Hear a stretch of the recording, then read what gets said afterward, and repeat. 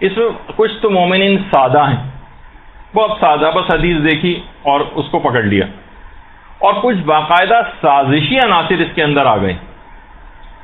عام افراد کیا کرتے ہیں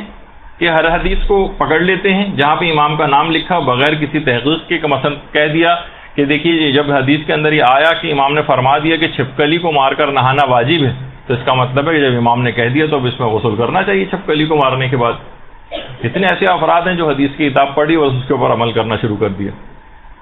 ایک تو یہ گروہ ہے، اب میں آپ کو وہ بتا رہا ہوں کہ حدیثوں کے سلسلے میں ہوتا کیا ہے۔ ایک تو عوامی گروہ ہے، دوسرا جو گروہ ہے وہ وہابی فکر کے افراد کا ایک گروہ پیدا ہو گیا۔ وہ کہتے ہیں کہ جو قرآن اور حدیث میں ہم کو نظر نہ آئے وہ بالکل ایسے ہی ہے جیسے حرام۔ یہ وہابی فکر کے افراد ہیں۔ وہ کہتے ہیں کہاں یہ لکھا ہوا ہے، کون سے امام نے یہ کیا ہے، جب نہیں کیا تو اس کا مطلب ہے کہ یہ چیز کرنی جائز نہیں، یہ بدعت ہے۔ اس طرح سے کر کے یہ دوسری فکر ہے اس کے اندر۔ تیسرا گروہ ہے جو کہ ہمارے علماء اور مجتہدین کا گروہ، ہمارے علماء اور مجتہدین کا گروہ، کہ جو چیز قرآن میں یا حدیث میں اس کا کوئی حکم نہ ہو اور وہ کسی شرعی حکم کی خلاف ورزی بھی اس کے اندر نہ ہو، ہمیں اس کو کرنے کی اجازت ہے۔ بس حکم خدا کی نیت نہیں ہوگی، ہم یہ نہیں کہہ سکتے کہ چیز حکم خدا ہے، ورنہ وہ چیز بدعت بن جائے گی۔ اور اس کو کہا جاتا ہے، ایک چیز ہے بدعت، یعنی جو حکم خدا اور حکم رسول سے ثابت نہ ہو اور ہم اسے حکم خدا اور رسول سمجھ کر عمل کریں، اس کو بدعت کہا جاتا ہے۔ اور اسی کا ایک دوسرا نام بھی ہے جس کو کہتے ہیں تشریع، یعنی شریعت بنانا۔ ظاہر شریعت کو بنانے کی تو کسی کو اجازت نہیں، حتیٰ کہ مجتہد کو شریعت بنانے کی اجازت نہیں۔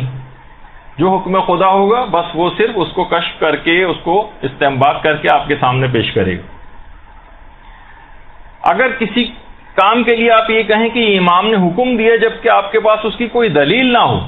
اسی کو کہا جاتا ہے کام بدعت ہے۔ یعنی جو چیز دین سے ثابت نہ ہو اور اسے آپ کہیں کہ یہ حکم خدا یا امام کا حکم ہے، اس وجہ سے ہم کر رہے ہیں، تو یہ بدعت ہو جائے گی۔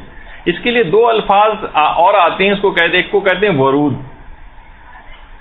ورود کہتے ہیں، اور ایک دوسرا اس کے لیے لفظ اور بھی ہے جسے کہتے ہیں امتثال، یعنی قصد ورود۔ یہ فتووں کے اندر بہت آتا ہے۔ مثلا آیت اللہ خوئی سے یہ بات سوال پوچھا گیا کہ قبر کے اوپر اگربتی کا جلانا کیسا ہے، تو وہاں سے یہ جواب آیا کہ بدون ورود مانے نہ دار۔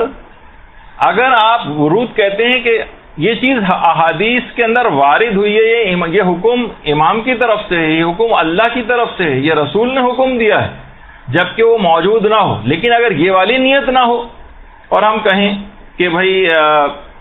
ٹھیک ہے کہ قرآن و حدیث کے اندر قبر کے اوپر اگربتی جلانے کا حکم نہیں آیا ہے، لیکن ہمارا دل چاہ رہا ہے، ہمیں اچھا لگتا ہے، خوشبو اس سے آتی ہے، ہم جب قبرستان جاتے ہیں اپنے مردے کی قبر پہ سے خوشبو اٹھتے دیکھتے ہیں تو ہمیں اچھا محسوس ہوتا ہے، تو اس کے اندر شریعت یہ کہتی ہے کہ اگر ورود کا قصد نہ ہو تو کوئی حرج نہیں، کرنے کی اجازت ہے بالکل۔ تو اس لحاظ سے یہ جو احادیث کا جو مسئلہ ہوتا ہے نا، جیسے ابھی ہم نے کہا کہ لوگوں کے تین گروہ ہو جاتے ہیں۔ ایک تو وہ جو حدیث کو لے کر بیٹھ جاتا ہے بغیر سوچے سمجھے اور استنباط کرنے لگتا ہے، وہ آ کر آپ کے سامنے کہے گا عام آدمی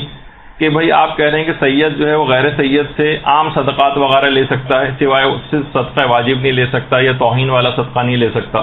لیکن عام صدقات لے سکتا ہے، جبکہ شام میں حضرت زینب سلام اللہ علیہا نے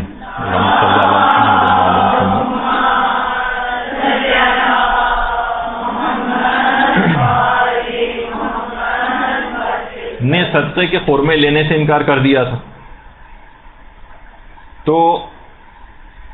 وہ آپ کے سامنے یہ واقعات کھول کے پیش کر دے گا۔ ذرا اور سامنے آتے جائیں تاکہ آپ کو اس پہ اسکرین پہ نظر آئے۔ اچھا، اسی طرح سے وہ آپ کے سامنے مثلا حدیث پیش کرے گا کہ آپ کہتے ہیں کہ بالوں کا پردہ جو ہے وہ زیادہ اہمیت رکھتا ہے بنسبت چہرے کے پردے کے۔ وہ آپ کے سامنے پیش کرے گا کہ سیدانیوں نے بالوں کے مقابلے میں چہرے کے پردے کو جو ہے وہ زیادہ اہمیت دی اور اپنے بالوں سے اپنے چہرے کو چھپایا۔ تو اس طرح سے وہ آپ کے سامنے ہی حدیثیں پیش کریں گے۔ ان سب کے بہت جوابات ہیں علمی اور فقہی طور پر، لیکن بہرحال ابھی ہمارا جانے کا اس میں وقت نہیں ہے، تو تو وہ دیگر دلائل اس کے سامنے نہیں ہوتے، اور جو بھی چیز سامنے ہوتی ہے بس اس کے اوپر وہ فیصلہ کر لیتے ہیں، یہ عام لوگ ہیں۔ اچھا، دوسرا گروہ جو وہابی فکر افراد کا ہے، ان کے ساتھ کیا ہوتا ہے؟ یہ بہت سارے افراد ایسے ہیں کہ جو ان سے متاثر ہو جاتے ہیں کہ جو چیز بھی قرآن و حدیث میں نہ ملے اس کو حرام سمجھو، یا تاثر ایسا دیتے ہیں کہ جیسے یہ حرام ہے۔ اچھا، یہ گروہ بھی غلطی کے اوپر ہے، لیکن یہ گروہ پہلے گروہ کی زیادتیوں کی وجہ سے بھی پیدا ہوا ہے۔ بعض تو اس کے اندر یقینی طور پر سازش کے تحت داخل ہوئے ہیں، لیکن بعض سودہ لو افراد جب وہ یہ دیکھتے ہیں کہ پہلا گروہ جو ہے وہ ہر چیز کو حکم خدا اور رسول و امام سمجھ کر عمل کرتا چلا جا رہا ہے تو پھر وہ ایک اصول بناتے ہیں کہ جو بھی حکم خدا اور رسول سے ثابت نہ ہو وہ سب چیزیں حرام ہیں۔ یہ دونوں گروہ غلطی کے اوپر ہے۔ تیسرا گروہ ہے جو ہمارے علماء اور مجتہدین کا گروہ ہے، اور صالح عقیدہ رکھنے والے مومنین کا گروہ ہے، کہ جو چیز بھی رسول و امام کی حدیث سے ثابت نہ ہو، بس وہ شریعت سے اگر متصادم نہ ہو تو نہ صرف ہی کہ اس کو کر سکتے ہیں، بس صرف شرط یہ ہے کہ آپ یہ سمجھ کر نہ کریں کہ اس کو رسول اور امام نے اس کا حکم دیا۔ مثلا یہی جس کی تفصیل ابھی آگے چل کر آئے گی، 22 رجب کے کنڈے۔ اگر آپ یہ کہیں کہ امام نے حکم دیا ہے کہ 22 رجب کے دن تم لوگ کنڈوں کی مثلا نیاز کرو، تو آپ نے اگر واقعی آپ حکم خدا، حکم رسول یا حکم امام سمجھ کر اس کام کو کریں گے تو یہ بدعت ہو جائے گی۔ آپ پہلے گروہ کے اندر چلے گئے کہ جو کہ ہر چیز کو جو بھی سامنے اس کے نظر آتی ہے اسے حکم خدا اور رسول و امام قرار دیتا۔ اچھا، اگر آپ کہیں کہ نہیں، کیونکہ 22 رجب کے کنڈوں کا حکم قرآن و حدیث کے اندر نہیں ہے،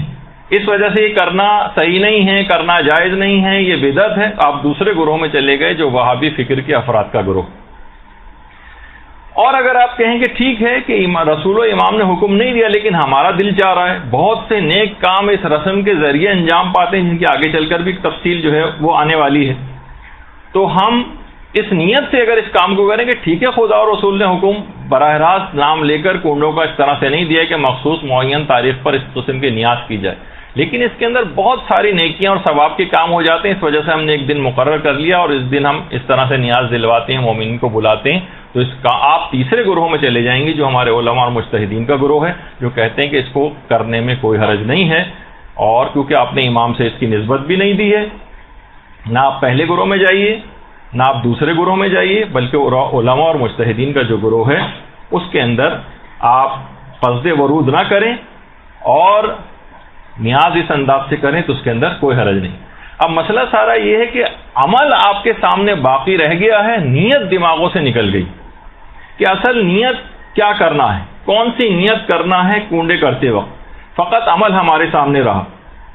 اچھا، جو شروع میں جس انداز سے ابتداً یہ نیتیں رائج ہوں گی کہ بھائی کیا،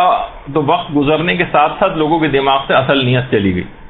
تو نتیجہ یہ ہوا کہ مخالفین کو یہ کہنے کا موقع مل گیا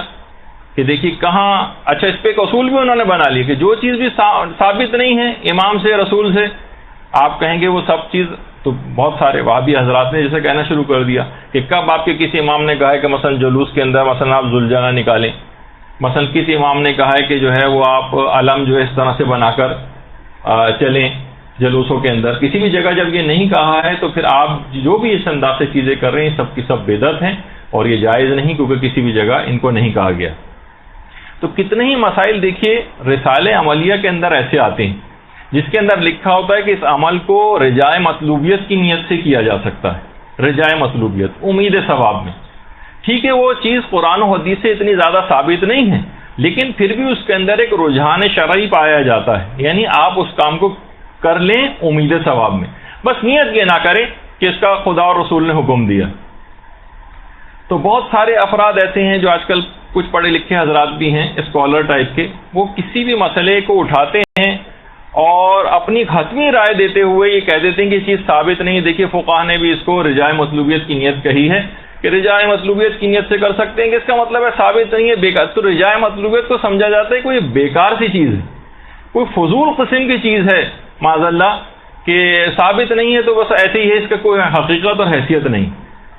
اس کے اندر ایک رجحان شرعی پایا جاتا ہے، یعنی اس کو کام کو کرنے میں امید ثواب ہے آپ کے پاس، نہ کہ اس کے ترک میں امید ثواب آپ رکھیں۔ اس کو کرنے میں امید ثواب رکھیں. اسی طریقے سے ابھی جو کچھ عرصے پہلے ہی یہ جو رجائے مطلوبیت کے حوالے سے ابھی کچھ عرصے پہلے اعمال نوروز کے حوالے سے بھی بہت ساری ہمارا ایک درس بھی ہوا تھا، تو اس میں یہ چیز بھی بات بیان کی گئی تھی کہ اس کے بہت سارے